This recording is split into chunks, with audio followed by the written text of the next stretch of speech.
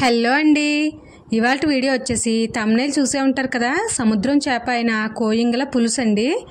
చూడండి, fish pieces ఎక్కడ చెక్కు చెదరలేదు, లోపల కూడా చూడండి చాలా బాగా కుక్ అయింది. నిజంగా టేస్ట్ కూడా చాలా అంటే చాలా బాగుంది. పులుసు కూడా అన్ని పర్ఫెక్ట్గా సరిపోయాయి అనమాట. ఫస్ట్ టైం వండాను, అయినా కూడా చాలా బాగా కుదిరింది. ఈ వీడియోని మీకు కూడా షేర్ చేస్తున్నానండి. ముందుగా రెండు చిన్న చేపలను అయితే తీసుకొచ్చారనమాట. వాటికి ఐస్ అయితే తీయకుండా మొత్తం అంతా క్లీన్ చేసి ఇచ్చేసారు. నేను ఐస్ తీసేసి మరలా ఒకసారి నీట్గా వాష్ చేసుకున్నానండి.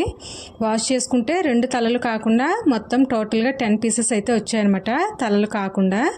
చూస్తున్నారు కదా, వాటికి మంచిగా కొంచెం పసుపు, 1 teaspoon salt, 1 teaspoon కారము పట్టిస్తున్నానండి.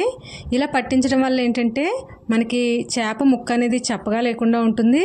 నెక్స్ట్ మనం ఏదైనా ఇంకా ప్రిపేర్ చేసుకోవాల్సింది ఉంటే, ఆనియన్ పేస్ట్ అని మసాలాలన్నీ ప్రిపేర్ చేసుకోవాల్సినవి ఉంటే మనం ఇలా అప్లై చేసి పెట్టుకోవడం వల్ల చేప పాడవుతుందనే డౌట్ కూడా మనకు అవసరం లేదండి. నీట్గా చక్కగా మనం ఈ విధంగా చేసుకుని పక్కనైతే పెట్టుకుని కుక్ చేసుకోవచ్చు. చూస్తున్నారు కదా, ఇలా రెడీ చేసి అయితే పెట్టుకున్నాను. ఇందులోనికి 3 మీడియం సైజ్ ఆనియన్స్ని కట్ చేసుకున్నాను. అలాగే 3 చిల్లీస్ని కూడా కట్ చేసి పెట్టుకున్నానండి. ఆనియన్స్ని జస్ట్ 1 టైము మిక్సీ అయితే పట్టేసి తీసేసానండి. ఇలా కచ్చా పచ్చగా తీసేసాను అనమాట. మరి మెత్తని పేస్ట్ కన్నా ఇలా ఉంటే టేస్ట్ అనేది బాగుంటుంది.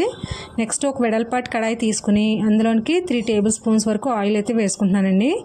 అందులోనికి ఆనియన్ పేస్ట్ ఇంకా చిల్లీస్ వేసేసుకుంటున్నాను. అలాగే ఒక రెమ్మ కరివేపాకు కూడా వేసుకుని దోరగా వేయించుకుంటున్నానండి. ఎప్పుడు కడాయి అనేది వెడల్పుగా ఉండాలండి. చేప పులుసైనా ఎగురైనా సరే మనకి చేప ముక్కలు అనేవి విడిపోకుండా స్పేసియస్గా కలుపుకోవడానికి ఈజీగా ఉంటుంది. చూస్తున్నారు కదా, దోరగా అయితే వేగాయి. ఇప్పుడు 1 టీ స్పూను అల్లం వెల్లుల్లి పేస్ట్ కూడా వేసుకుని అవి కూడా దోరగా వేయించుకోవాలి. పచ్చివాసన పోయేంత వరకు కూడా వేయించుకోవాలండి.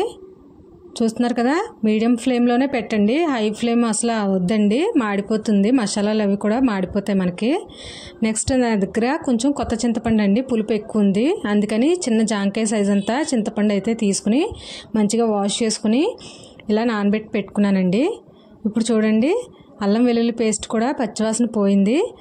ఇలాగా కల్లుప్పు అయితే తగినంత వేసుకుంటున్నాను. ఆల్రెడీ చేప ముక్కలకి 1 టీ స్పూన్ పట్టించాను కాబట్టి కొంచెం తగ్గించి వేసుకుంటున్నానండి. అలాగే 2 టీ స్పూన్స్ కారం కూడా వేసుకుంటున్నాను.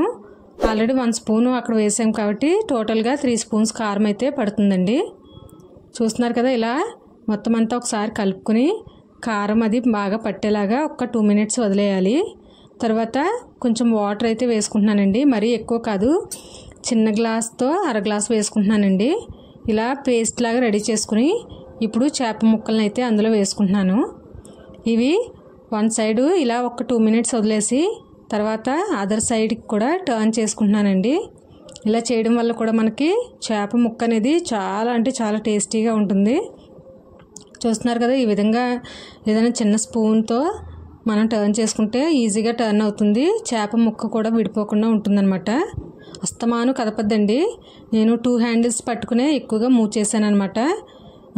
గరిటె పెట్టద్దండి, ఎక్కువ గరిటె పెట్టడం వల్ల కూడా చేప ముక్కలు విడిపోతాయి. నెక్స్ట్ చింతపండు నానబెట్టి పెట్టుకున్నాను కదండి, వాటర్ని అయితే వేసుకుంటున్నాను. నేను కొంచెం పలచగానే తింటామండి. అంటే ఇంట్లోకి కొంచెం చేపల పులుసు అంటే మరీ దగ్గరగా చిక్కగా కాకుండా కొంచెం పలచగా తింటామన్నమాట. అందుకని కొంచెం వాటర్ అయితే నేను ఎక్కువ వేసుకున్నాను.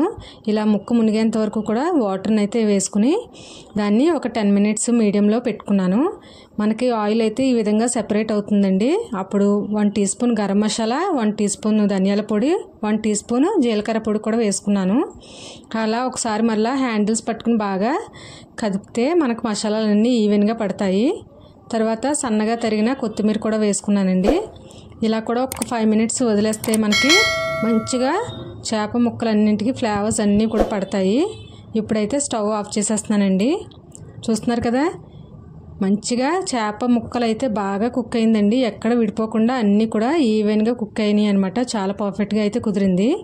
ఇదండి వాళ్ళ వీడియో. మీకు కనుక నచ్చినట్లయితే please like, share and subscribe our channel. Thanks for watching this video.